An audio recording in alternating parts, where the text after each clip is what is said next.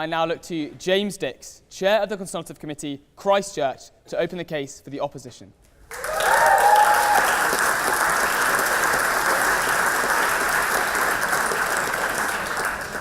Thank you, Mr. President.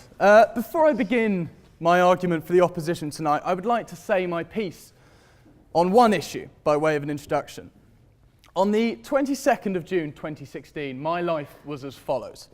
I'd just finished studying for my AS level exams, in particular my British politics exam, and I had a job at my local swimming pool where I was lifeguard and swimming teacher. It was a nice way to contribute to the economy. I would turn 18 in just under a year. Now, had the House of Lords amendment to give me franchise in the next day's referendum not been defeated by the House of Commons the year before, I would have been able to vote in the 2016 EU referendum. By the time I reached 18, just a mere 11 months later, my life was as follows. I had just finished studying, this time for my A-level exams. I had the same job at my local swimming pool, and I was still contributing to the economy. I had just turned 18. I was in the exact same position, with the exact same maturity as I had been in the previous year. I would have then been allowed to vote. I was told by my representatives sitting in that other great debating chamber, and one sitting in this chamber tonight, that despite my job, despite my studying the British Constitution, that because I had not yet reached the age of 18, I was not going to be able to have my say on a decision that would affect me for the majority of my lifetime. My story is shared with a few people in this chamber, and I hope I'm at least conveying some of the indignation people of my age feel at the fact that our Parliament chose not to follow in the footsteps of the Scottish independence referendum and give 16 and 17-year-olds the vote.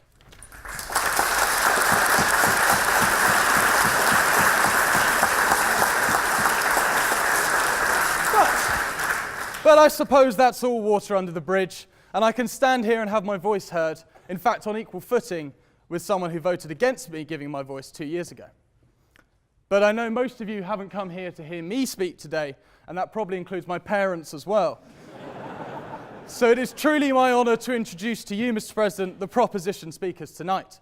We've just heard a rousing support of the deal from the delightful Amber Seward, a second-year PPE student at Magdalen College and the Chief of Staff here at the Oxford Union. Amber is not just any PPE student.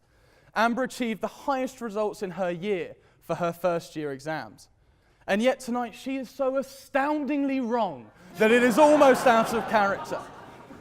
I know it is difficult for her to be on the opposite side to her greatest political idol tonight, someone that shares her views on the people's vote, social policy and foreign policy. The honourable guest, Mr. Nigel Farage. Joking aside, Amber has saved me countless times this term, and I wouldn't have survived without all of her help. The Union is losing a wonderful individual and a real friend. Henry Newman is the director of Open Europe, a non-partisan and independent policy think tank researching into the United Kingdom's relationship with the EU. Open Europe thoroughly stresses its independence and its practical approach to issues. It moves itself away from party politics and tries to approach Brexit in a new and refreshing way. Henry Newman was also the Conservative parliamentary candidate for the North Tyneside 2017 general election and a former special advisor to Michael Gove. Independence is key, ladies and gentlemen. Nicholas Lear is an MPhil history student at Lincoln College and the current secretary at the Oxford Union. And he is also an editor at the Oxford Political Review. I'd never heard of it either. Nick has been one of the best secretaries this union has had. His socials have gone down amazingly with the members. His announcement of the debate specials, as we've all just witnessed, will go down in history. And his ball was the biggest and fastest selling ball the union has ever hosted. Ever. Thank you. I know there have been tensions between Nick and Dan along the way, but I know it's really just because you two are both so similar. Far-right fascists. Finally, we have Rory Stewart, MP. Rory is the Minister of State for Prisons, serving in Theresa May's cabinet, and has become a real vocal advocate and defender of the Brexit deal. It is actually quite difficult to say something bad about Rory. Apart from when he accidentally made up a Brexit statistic on 5 Live, it appears as though in every role he's taken on, he's fully committed himself and sought after solutions to problems. In fact, someone in my family worked for DEFRA when Rory was the Minister for the Environment, and he has always maintained that Rory really got stuck into every area. And yet he's willing to be in the same party as legendary Foreign Secretary Boris Johnson. So it really is baffling. These are your guests, Mr. President, and they are most welcome.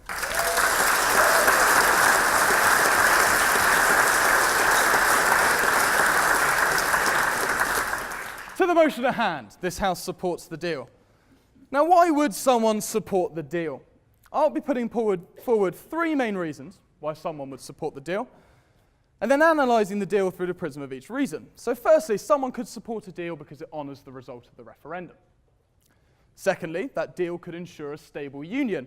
And thirdly, it could provide economic freedom and prosperity. So first, to the phrase honouring the result of the referendum. Well, what was the result of the referendum? Well, the question was as follows. Should the United Kingdom remain a member of the European Union or leave the European Union?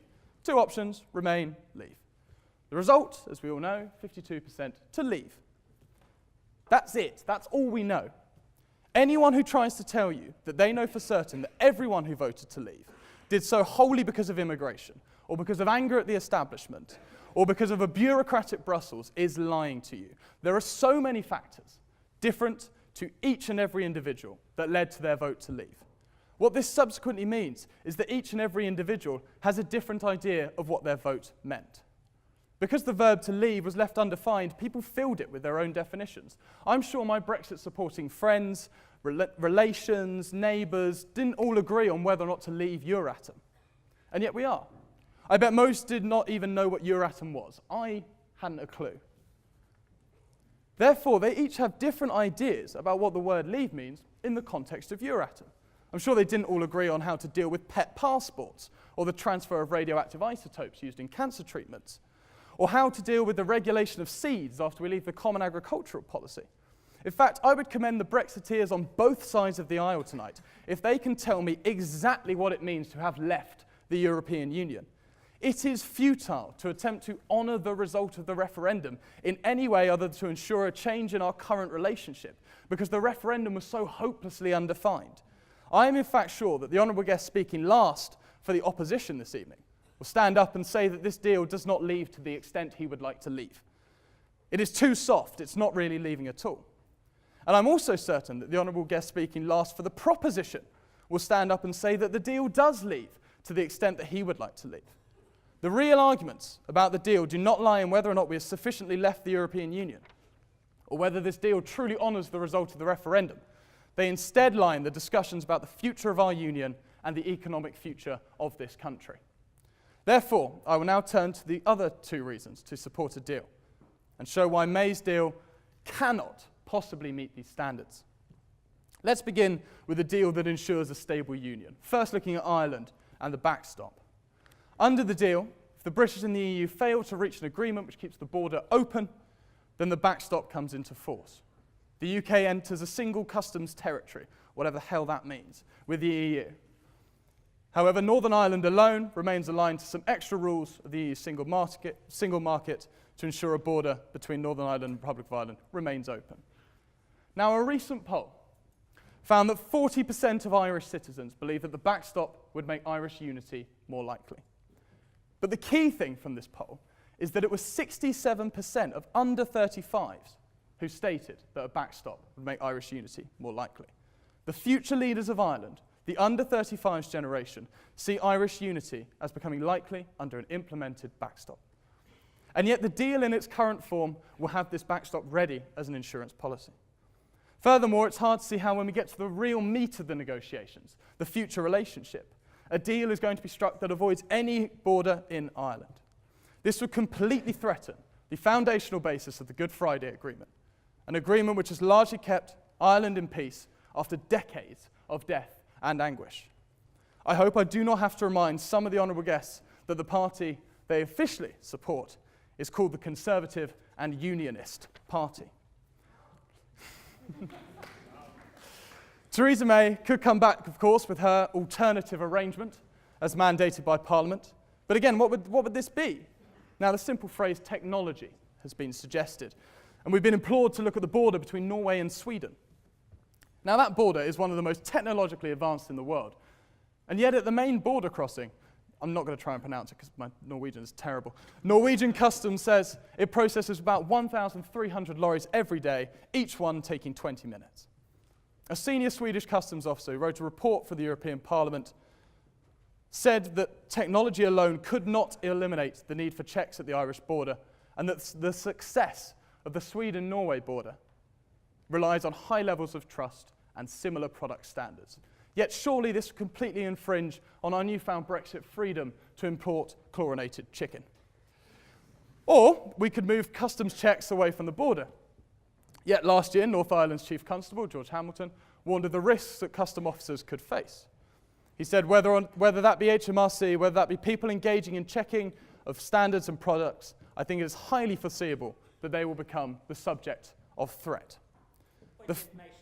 No. Sorry, Brian. The final suggestion, a time limit on the backstop, defeats the very purpose that May is trying to put this backstop in place, and it kicks the can further down the road. And I hope that everyone in this room understands the supreme importance of keeping the Irish border open as possible. I hope that everyone understands that risking another 3,500 lives is completely unacceptable. 2 days ago, the Welsh National Assembly voted to support a motion of opposition to the deal in its current form. And on the very same day, the Scottish Parliament voted to support the exact same motion of opposition to the deal.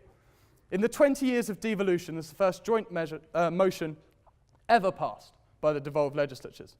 If the government has any respect for the devolved bodies of this nation, which are now firmly rooted in the constitution of this country, then it will listen to what they have to say. It is no secret that the current Scottish First Minister is a fervent believer in the independence of Scotland. And whilst I am a vehement supporter of Scotland remaining part of the United Kingdom, I think we can all see an appeal of the independence movement to the EU-favouring majority in Scotland. Again, this is a risk that should not be run by the UK government.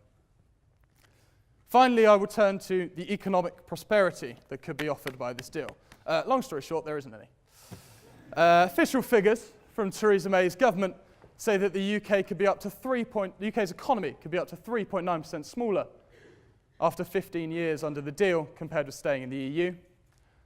The London School of Economics, an inferior university but good with statistics, suggests that the Brexit deal could reduce UK GDP per capita by between 1.9% and 5.5% within 10 years.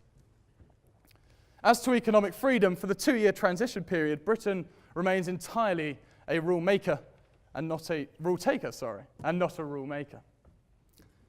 Yes, we can begin to negotiate our wonderful trade deals with the rest of the world, but they cannot be implemented until after the future relationship negotiations are over. I now return to those 3 fundamental criteria which I set out at the start of my argument. Honouring the results of the referendum, ensuring a stable union, and providing economic freedom and prosperity. The issue is that the trifecta of fundamental agreement are mutually exclusive. It is not possible to honour the leave vote and have economic prosperity and a stable union. Parliament has to accept this and decide which of those 3 criteria it is willing to uphold. A no-deal Brexit is the cleanest leave, but shatters the UK economy and risks reigniting the troubles. The deal which we are debating in this House tonight does not provide that clean leave, but by every forecast makes the nation poorer and still risks reigniting the troubles. That is why the only way forward is to vote against this deal, for an extension of Article 50, and to support a softer Brexit, which values the economic prosperity and stability of the Union over a futile attempt to honour a result which we cannot define. This is why I urge you, and I implore you, to vote for the opposition tonight. Thank you.